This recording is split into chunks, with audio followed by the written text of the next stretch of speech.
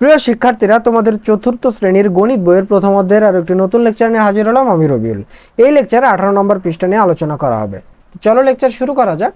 তো দেখো 18 নম্বর পৃষ্ঠা এটা, এবং এই তোমার এক অধ্যায়ের অর্থাৎ প্রথম অধ্যায়ের সর্বশেষ যে পড়া এটা পড়লে প্রথম অধ্যায় শেষ। তো দেখো আমরা শুরু করে দিই। অনুশীলনী 2, এখানে 1 নম্বরে আছে নিচের সংখ্যাগুলো তুলনা করো এবং লেস দেন অথবা ছোট, গ্রেটার দেন অথবা বড় অথবা সমান চিহ্ন বসাও। তাহলে এটাকে বলি কি আমরা বলতো? এটাকে বলি আমরা লেস দেন, বা এটাকে বলি আমরা ছোট, আর এটাকে বলি কি বলতো? গ্রেটার দেন বা বড়। অর্থাৎ পেটের মধ্যে যে থাকবে, সোজা ভাষায় পেটের মধ্যে যে থাকবে সে হবে বড়, এর আগে আমি বলছি, এবং পিঠে যে থাকবে সে হলো ছোট। এটা হলো পিঠ আর এটা হলো পেট। তো আমরা 1 নম্বর করে শুরু করি। দেখো 1 নম্বরে আছে কত? 8499, এবং এখানে আছে 8511। তাহলে 499 বড় না 511 বড়? অবশ্যই 511 বড়। তার মানে কি এটা বড়, তাহলে এটা পেটের মধ্যে থাকবে। তাহলে পেটের মধ্যে থাকলে এটা হবে এই যে এটা, ঠিক আছে? তাহলে এটা হবে কি? এটা হবে লেস দেন, অর্থাৎ এই যে দেখো এটা ছোট। আমরা সবসময় এইটার মানে এই যে সংখ্যা, প্রথম সংখ্যাকে উদ্দেশ্য করে আমরা এই চিহ্নটা বসাবো। যেমন প্রথম সংখ্যাটা কি বলতো? এইটার থেকে ছোট, এই জন্য আমরা এখানে বসাইছি ছোট বা লেস দেন। ছোট বা লেস দেন, এই যে দেখো পিঠে আছে। এই 2 নম্বরে কি আছে? 2 নম্বরে দেখো একক, দশক, শতক, হাজার, উজুত। তাহলে এখানে আছে 11100, আর এখানে আছে কত? একক, দশক, শতক, হাজার, উজুত। তাহলে এখানে আছে 11001। তাহলে 11100 বড় নাকি 11001 বড় বলো তো? অবশ্যই 11100 বড়, তার মানে এটা বড়। তাহলে এটা বড়, বড় কোনটা? এই যে এটা গ্রেটার দেন বা বড়। তাহলে এটাকে কেন্দ্র করে আমরা চিহ্নটা বসাবো। ক্লিয়ার? এরপরে 3 নম্বর দেখো। 3 নম্বরে আছে হলো 2,89,999, আর এখানে আছে মাত্র 2,90,01। 2,90,01 একক, দশক, শতক, হাজার, উজুত, লক্ষ। 2,90,01। তাহলে 2,89,999, কিন্তু 2,89,999, আর এখানে আছে 2,90,000। তাহলে 89,000 বড় না 90,000 বড়? অবশ্যই 90,000 বড়। তার মানে কি এই যে এটা হলো, এই যে এই সংখ্যাটা চিহ্ন ছোট, তাহলে ছোট সংখ্যায় কোনটা বসাবো? যেহেতু প্রথমটা ছোট, কোন চিহ্ন হবে? এই যে ছোট চিহ্ন হবে। দেখো এটা আমরা এখানে বসাই দেব, ঠিক আছে? আর এই যে দেখো এটা বড়, এটা কিন্তু পেটের মধ্যেই কিন্তু আছে। এরপরে 4 নম্বরে যাব আমরা। 4 নম্বরে দেখো কি আছে? একক, দশক, শতক, হাজার, উজুত, লক্ষ, নিযুত।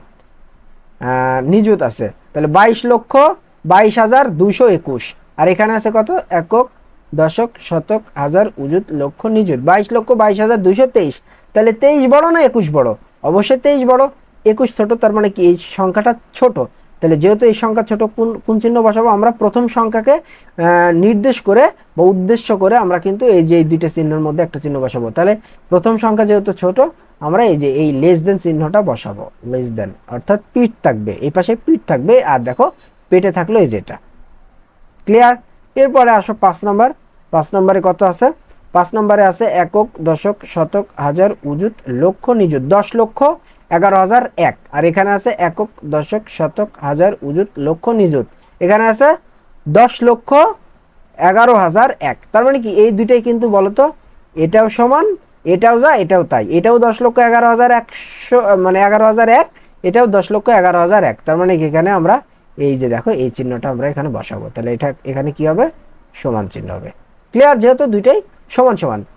আবার এখানে আছে কত বলতো? একক, দশক, শতক, হাজার, উজুত, লক্ষ, নিযুত।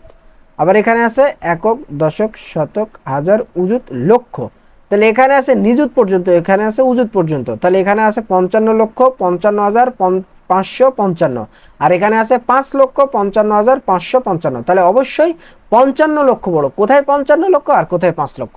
তাহলে আমাদের এই প্রথমটা বড়। তাহলে বড়টা কোন চিহ্ন বসবে? এই যে এই চিহ্নটা বসবে। তাহলে এখানে আমরা বসাই দেব গ্রেটার দেন। ক্লিয়ার?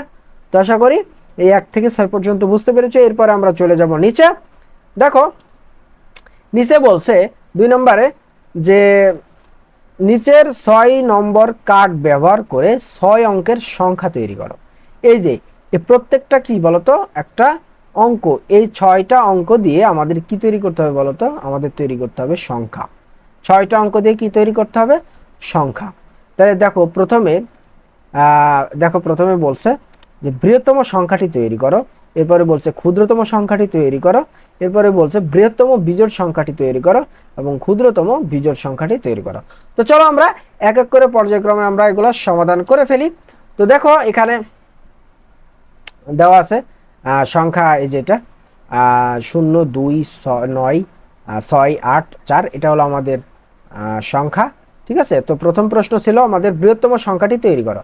তাহলে বৃহত্তম সংখ্যা তৈরি করার জন্য অবশ্যই এইগুলোর মধ্যে সবার বড় প্রথমে নিতে হবে। সবার বড়কে বলো তো 9, 9 নিলাম। এরপরে বড়কে 8, 8 নিলাম। এরপরে বড়কে বলো 6, 6 নিলাম। এরপরে বড়কে বলো 4, 4 নিলাম। এরপরে বড়কে 2, 2 নিলাম। এরপরে 0। তাহলে আমাদের বৃহত্তম সংখ্যাটি হলো 9 8 6 4 2 0। ক্লিয়ার? তারপরে এরপরে আমরা দেখো ক্ষুদ্রতম সংখ্যা, ক্ষুদ্রতম সংখ্যা তৈরি করার জন্য তাহলে এখানে সব থেকে ছোটকে 0, কিন্তু 0 সব থেকে ছোট হলেও 0 দিয়ে কোনো সংখ্যা তৈরি হয় না। 0 দিয়ে কোনো সংখ্যা তৈরি হয় না, এই জন্য এখানে তৈরি হবে কি, 0-এর পরে কি আছে, 0-এর পরে আছে 2। তাহলে সর্বপ্রথম আমরা 2 লিখব, এরপরে আমরা ছোট থেকে বড় দিকে লিখব। 2 লিখলাম, এরপরে 0 থেকে বড় দিকে লিখব। এরপরে আমরা 0, এরপরে আছে কত 4, এরপরে আছে 6, এরপরে আছে 8, এরপরে আছে 9। ঠিক আছে, তাহলে এটা হলো ক্ষুদ্রতম সংখ্যা। এই দেখো 2 0 4 6 8 9, এটা হলো আমাদের ক্ষুদ্রতম সংখ্যা। এরপরে বলছে বৃহত্তম বিজোড় সংখ্যাটি তৈরি করো। তাহলে বৃহত্তম বিজোড় সংখ্যাটি কি হবে, বৃহত্তম বিজোড় সংখ্যা হবে দেখো 6 8 6 4 2 0 9।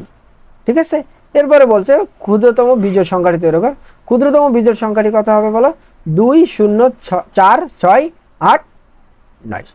ক্লিয়ার? আশা করি বুঝতে পেরেছো। এরপরে দেখো আমরা এখানে চলে যাব। তো আমাদের এখানে দেখো আরও একটি কাজ আছে নিচের দিকে। ঠিক আছে, নিচের দিকে আরও একটি কাজ আছে, সেটা হলো এই যে 3 নম্বর। এখানে বলছে যে কয়েকটি শহরের জনসংখ্যার তালিকা নিচে দেওয়া হলো, সংখ্যাগুলোকে ছোট থেকে বড় ক্রম অনুসারে সাজাও এবং কোন শহরের সর্বোচ্চ জনসংখ্যা এবং কোন শহরের সর্বনিম্ন তা নির্ণয় করো। তাহলে এই যে শহরের নাম কি, ক খ গ ঘ উম, আর এগুলা এই ক শহরে এত জনসংখ্যা আছে, খ শহরে এত জনসংখ্যা, গ শহরে এত, ঘ শহরে এত, উম শহরে এত। তো চলো এটা আমরা খুব সুন্দরভাবে আমরা সমাধান করে ফেলি। তো দেখো আমরা এখানেই দেখতে পাচ্ছি, এখানে আমাদের শহরের নাম এবং পাশেই জনসংখ্যাগুলো দেওয়া আছে, তাই না? তাহলে আমরা সর্বপ্রথম ছোট থেকে বড় ক্রম অনুসারে আমরা সাজাবো। তাহলে এখানে সব থেকে ছোটকে বলো তো, শহরগুলোর মধ্যে সব থেকে ছোট হবে দেখো এখানে আছে 3,71,993।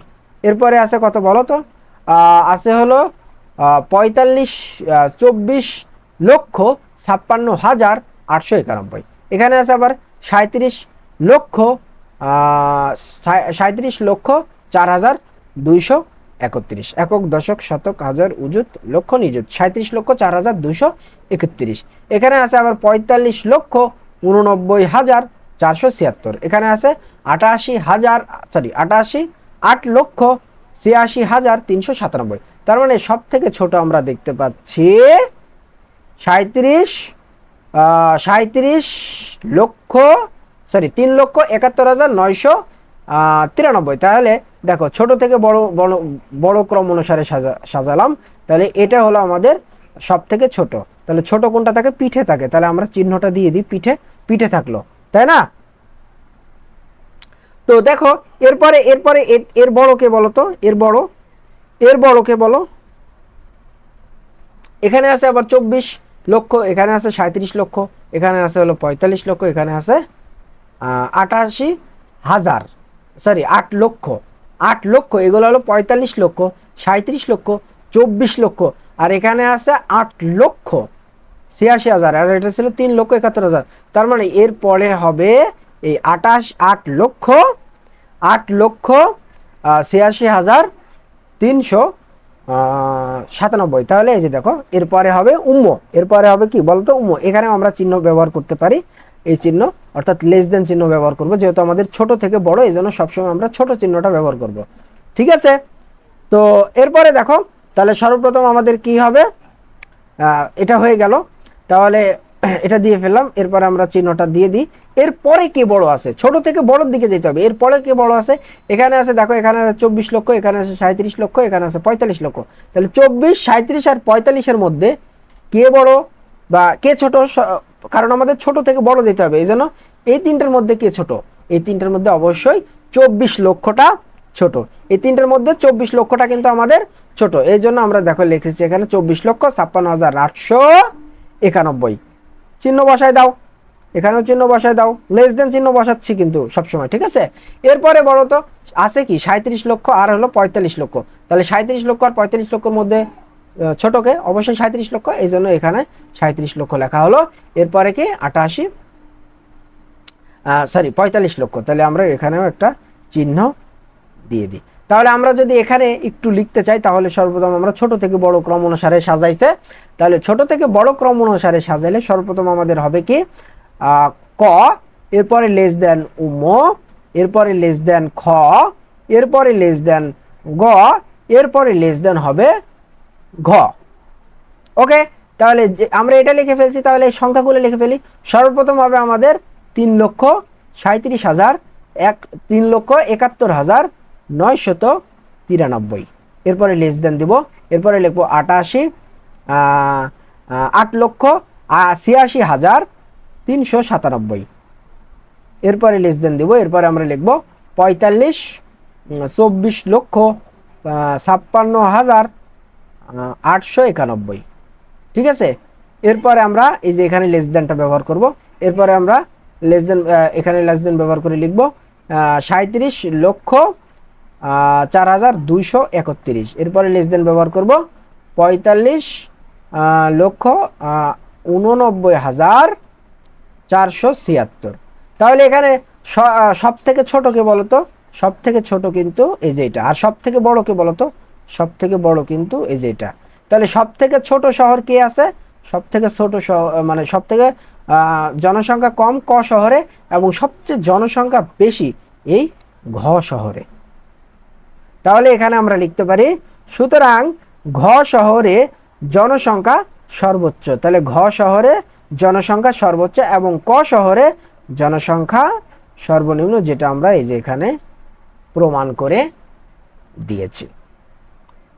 ওকে, তো এই হলো মোটামুটি পড়ালেখা। আশা করি এই লেকচারটি তোমাদের অনেক হেল্প করবে।